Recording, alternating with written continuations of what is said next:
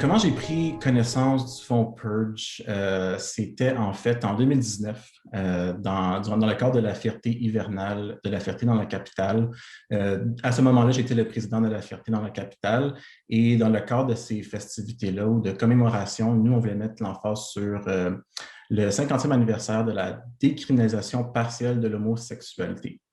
Moi, je dois dire que j'étais très fier. Moi, personnellement, je voyais ça comme un accomplissement. Je trouvais que c'était quelque chose qu'on devait souligner. J'étais fier, en fait, d'être dans un pays qui, 50 ans auparavant, avait décriminalisé l'homosexualité. Cependant, suite à l'annonce du thème, il y a eu beaucoup d'éloges, mais il y a aussi des critiques à l'égard du thème qui voulaient que le thème n'était pas assez nuancé.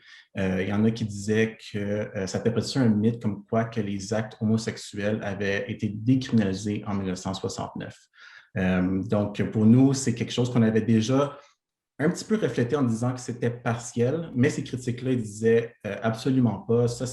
Enfin, ça vient créer une obscurité, ça vient éclipser un peu l'histoire des communautés du SLGBTQ+, à Ottawa, qui ont continué après 1969 à faire face à de la répression légale et policière, et aussi notamment, dans le fond, la purge qui fait en sorte que des milliers de personnes dans la fonction publique, dans la GRC, dans les forces armées, ont subi des atrocités en raison de leur orientation sexuelle, leur identité de genre et leur expression de genre, et que ça soit perçu au réel. Donc, quand on a entendu ça, moi, personnellement, j'étais comme, wow, OK, clairement, il faut que je fasse plus de recherches. On a fait plus de recherches.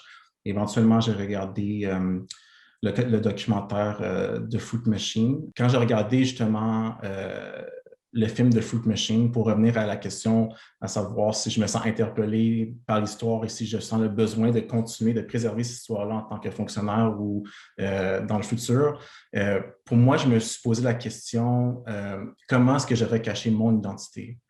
Comment est-ce que j'aurais réagi si je m'étais fait attraper par mon identité en tant qu'homme queer et aussi avec mon intersection en tant qu'homme queer et racisé? Ça ajoute aussi une dimension où je me demandais comment aurait été mon expérience en tant qu'homme queer et une personne de couleur racisée en raison de l'homophobie et aussi du racisme. Donc, moi, suite aux excuses du premier ministre pour les abus, les atrocités qui ont été faites à l'égard des fonctionnaires et des militaires et des policiers durant le cadre de la purge, je trouve que c'est important que tout le monde dans la fonction publique soit au courant. La raison pourquoi que je dis ça, c'est parce qu'il faut toujours rester vigilant en tant que membre des communautés du SLGBTQ+. Les droits humains peuvent être acquis, mais les droits humains peuvent aussi être brimés et peuvent être retirés.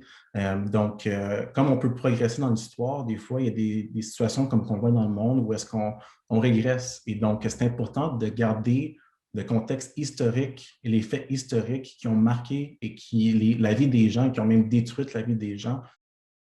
Moi, je dirais que pour rentrer dans le vif de la question, c'est le meilleur des deux mondes. Dans le fond, j'ai une joie, j'ai une fierté énorme de me lever à chaque matin, semaine, sachant que le fruit de mon travail contribue de façon significative au bon fonctionnement de notre société, que ce soit dans la fonction publique, mais que l'impact que ça a direct dans la vie des gens et des communautés. C'est vraiment plus profond de moi, c'est une aspiration que de servir mes communautés. Et aussi en tant que personne queer et leader communautaire queer. Euh, dans une même veine, je peux faire tout ça en étant moi-même. Donc, je peux faire ça en étant un homme racisé et queer, mais c'est pas juste ça. Je peux même revendiquer en tant qu'homme racisé et queer dans les meilleurs intérêts des communautés de LGBTQ+, dans la fonction publique fédérale. Notamment, je suis le coprésident du comité LGBTQ2+, de mon organisation.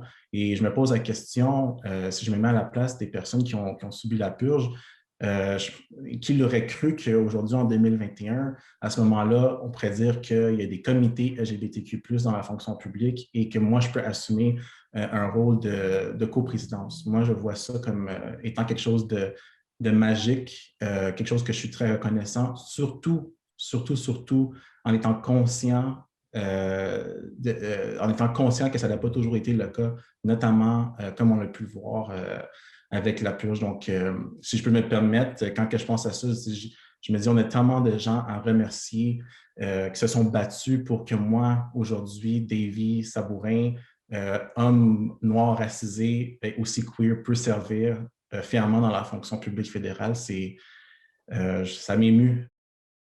À savoir, au niveau de l'éducation, ça c'est quoi les enjeux que je pense qu'on devrait se concentrer quand on parle de sensibilisation et d'éducation?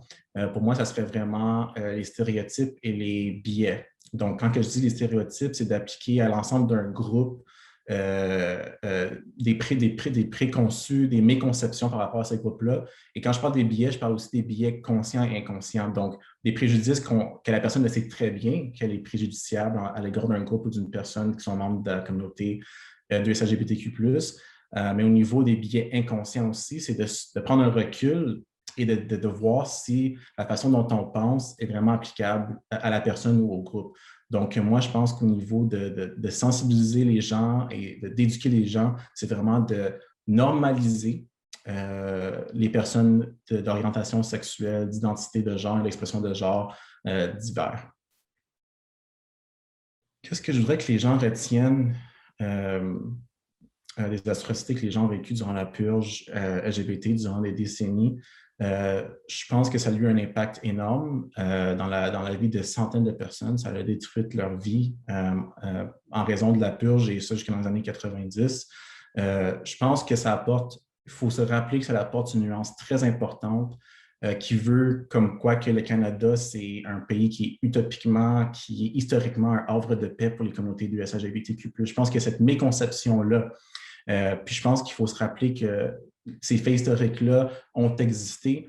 Et comme que je l'ai dit, il faut toujours rester vigilant. Donc, il faut toujours se rappeler que ces choses-là peuvent arriver et pourraient arriver encore dans le futur. On espère que ça n'arrivera pas. Moi, j'ai l'espoir que ça n'arrivera pas, mais il faut toujours rester vigilant. Donc, c'est vraiment la chose que je crois que les gens retiennent et que la discrimination, le préjudice, ça a des effets graves dans la vie des gens.